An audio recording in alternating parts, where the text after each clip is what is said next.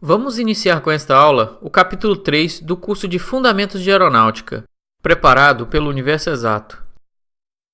Este capítulo aborda as principais partes que compõem um avião, assim como as principais forças que atuam sobre ele. Iniciaremos nessa primeira aula detalhando a asa e a fuselagem. Apesar dos aviões serem projetados de acordo com o tipo de missão, normalmente eles possuem os mesmos componentes básicos. Vou mostrar agora as principais partes de um avião comercial típico. O corpo central de um avião é chamado de fuselagem. É nele que os tripulantes e a carga paga se encontram, como passageiros, bagagem e o transporte de carga em geral. Está localizado na fuselagem dianteira a cabine de comando do piloto, ou cockpit.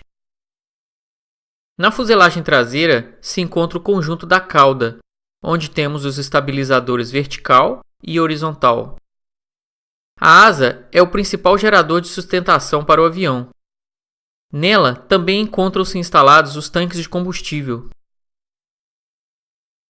O conjunto motopropulsor é composto pelo motor, a nacelle, que envolve o motor, e o pilone, que suporta todo o conjunto.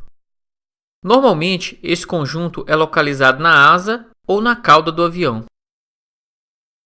O trem de pouso é um sistema responsável por suportar a aeronave em solo. Ele é bastante exigido durante o pouso. Na maioria dos aviões existe o trem de pouso principal e o trem de pouso de nariz. Na barriga ou canoa inferior do avião, em inglês belly fairing, estão instalados alguns sistemas como o sistema hidráulico.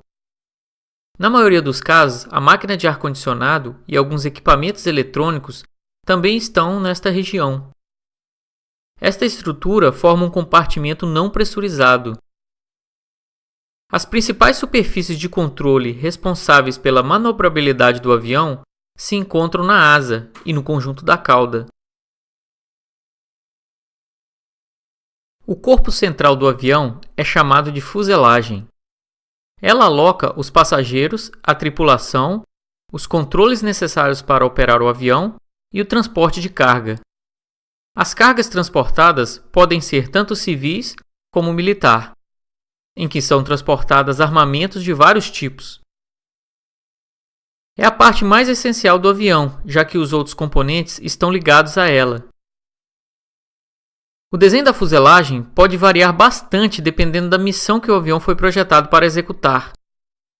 Aviões pressurizados normalmente possuem uma fuselagem no formato de um cilindro, ou bem parecido.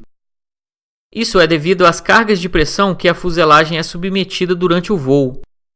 Uma seção transversal cilíndrica suporta com muito mais facilidade as cargas resultantes do diferencial de pressão interno e externo. A fuselagem dos aviões não pressurizados não está exposta às cargas de pressão. Eles devem ser projetados apenas para suportar as cargas aerodinâmicas e de peso. Portanto, podem ter uma seção transversal com geometria variada, de acordo com a sua missão. Os dois tipos principais de construção de fuselagem são o monocoque e o semimonocoque. No monocoque, o revestimento é rígido e deve ser resistente às cargas que atuam sobre a fuselagem. Na configuração semimonocoque, os esforços estruturais são suportados pelas cavernas de pressão, em inglês frames, pelo revestimento, ou skin, e pelas longarinas, ou stringers. Esta é uma foto de uma parte da fuselagem de um avião pressurizado, com as cavernas na vertical e as longarinas na horizontal. Sua estrutura deve ser bastante resistente. A asa é o principal componente que fornece a força de sustentação que o avião precisa para realizar o voo. O perfil de seção transversal da asa é conhecido como perfil do aerofólio. Veja o corte apresentado na figura abaixo, que destaca o perfil do aerofólio para esta asa em específico. Este perfil é definido no projeto para atender às exigências da missão estabelecida para o avião. Em um capítulo mais à frente, vou explicar melhor os conceitos de aerofólio. O perfil da seção do aerofólio, em conjunto com a forma da planta da asa e a posição da asa na fuselagem, de novo, dependem da missão do avião e o melhor compromisso necessário para o projeto do avião como um todo. A posição da asa na fuselagem pode ser uma das três formas apresentadas: asa alta, asa média ou asa baixa. Em capítulos mais à frente, é mostrado a melhor posição da asa para um projeto de avião, de acordo com a missão e a performance requeridas. A forma da planta da asa pode ter os seguintes desenhos. Para a asa reta, temos a retangular, a trapezoidal e a elíptica. A forma elíptica é a mais eficiente aerodinamicamente falando entre as três. Temos também as asas enflechadas, a de leve enflechamento, a de enflechamento moderado e a de alto enflechamento.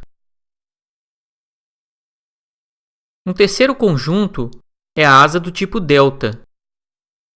Temos a delta simples e a delta complexa.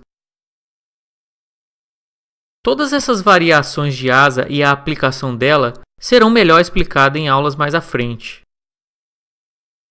Vejam neste desenho algumas partes integrantes de uma asa: as longarinas e as nervuras para fornecer a resistência estrutural, o tanque de combustível, que ocupa o espaço que vai até a ponta da asa, e o revestimento para dar o desenho aerodinâmico necessário.